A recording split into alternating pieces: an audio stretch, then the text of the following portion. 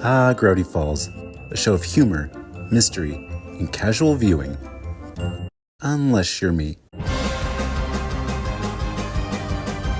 My name is Christian. You're probably wondering why I'm dressed as Dipper Pines and about to rewatch the entire series.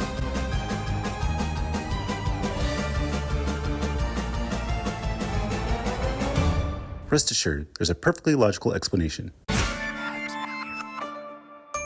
Alright, now we'll move on to Blendin's game. Another big episode as far as giving more background to the characters. And the premise of this episode is that Dipper and Mabel find out that it's actually Seuss's birthday, and they try to surprise him with like a big party and everything. But then when they do, Seuss becomes upset. They kind of question like what's going on. And then Wendy and Stan bring up that Seuss actually hates his birthday, and the twins have no idea like why. And they're trying to figure that out to kind of cheer him up. But then at the same time, we get the return of Blendin, because Dipper and Mabel try to cheer Seuss up by taking him to laser tag. And then when Dipper and Mabel go into one of the rooms, it's actually a portal to the future, and that's when they bump into Blendin, who wants revenge for Blendin having to go to time prison and live out this long sentence and everything. And the reason why he has this opportunity is because he's able to kind of like plead his case from the time cops and from Time Baby, and he declares Glubnar, and Glubnar is basically kind of like a gladiatorial combat situation where a time person can battle against anyone and then win a prize called a time wish, and time wish, you can like wish for anything you want. So he declares Glubnar so they can have revenge on the Pines twins. So we kind of get this kind of juxtaposition where like not only do we get like a bunch of like fun future battles and stuff, but before we get to that, the twins actually end up stealing the time traveling tape measure and kind of go back in time in order to figure out why Seuss hates his birthday. So they go back about 10 years and they find out that the reason why Seuss hates his birthday is because that's the day that his father always promises to visit him on, because he left him when he was about 4 years old. He always tells him like, oh, I'm going to visit you on your birthday. But then on his birthday, he always gets a postcard that says like, sorry, I couldn't make it, something came up. So Seuss eventually just kind of gave up on the idea of his father coming back, and that's why he hates his birthday and doesn't want to celebrate anymore. So then Dipper and Mabel get the idea to battle Blendin in Glubnar and then use the time wish to have Seuss reunite with his dad. So then we finally get into Glubnar, and it's like this big gladiatorial battle where they have like a bunch of different like fights and challenges and stuff like that, and it's kind of this big montage. And then eventually Dipper and Mabel win because it's like a game of laser tag, and then Dipper kind of just stays in place and kind of like fires his laser gun at Blendin and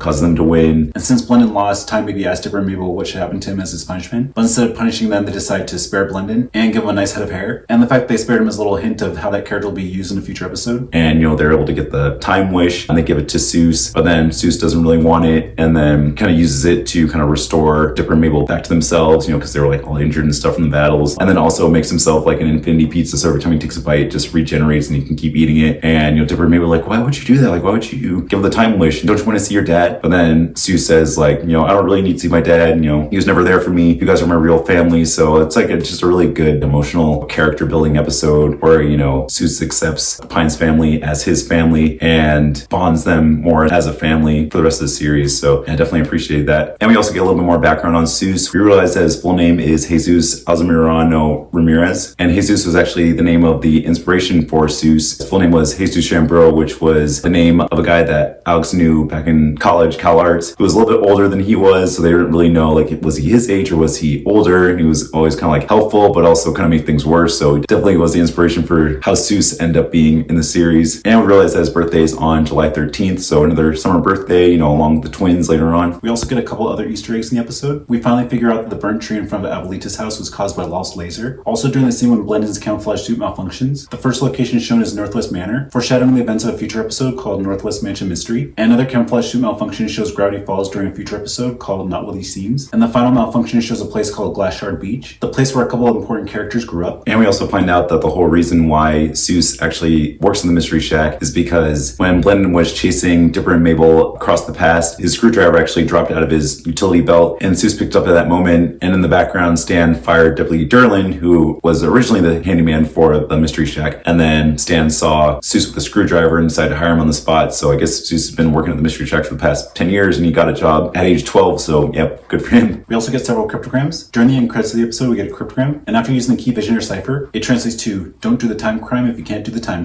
And the keyword is capacitor, found on the ticker behind the statue of Time Baby in the cold open. Also on the page section revealed at the end of the episode, we get 4 sequences of numbers, and after using the combined cipher, it translates to join the Time Paradox Avoidance Enforcement Squadron, great hours, solid benefits, sign up yesterday. Yeah, like I said before, great episode, a lot of like character-driven stuff, and yeah, it definitely gives more background to the character of who they are and like how they came to be.